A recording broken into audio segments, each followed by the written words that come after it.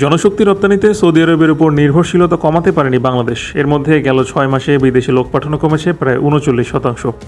বিএমইটির তথ্য বলছে 2026 সালের 17 ফেব্রুয়ারি থেকে 17 আগস্ট পর্যন্ত 6 মাসে বাংলাদেশ থেকে মোট 3,33,427 জন কর্মী বিদেশে পাড়ি জমিয়েছেন। এর মধ্যে 1,59,446 জন গিয়েছেন সৌদি আরবে, অর্থাৎ মোট জনশক্তি রপ্তানির 50.87%-ই গন্তব্য সৌদি আরব। এর পরপরই মোটা দাগে সবচেয়ে বেশি 40,398 জন শ্রমিক গেছেন সিঙ্গাপুরে।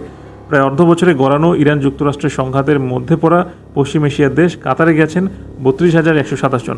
এর বাইরে মালদ্বীপে 15,959 জন, সংযুক্ত আরব আমিরাতে 13,129 জন, কুয়েতে 13,071 জন, জর্ডানে 8,199 জন, ইতালিতে 5,316 জন, পর্তুগালে 3,608 জন ও ইরাকে 2,863 জন পাড়ি জমিয়েছেন।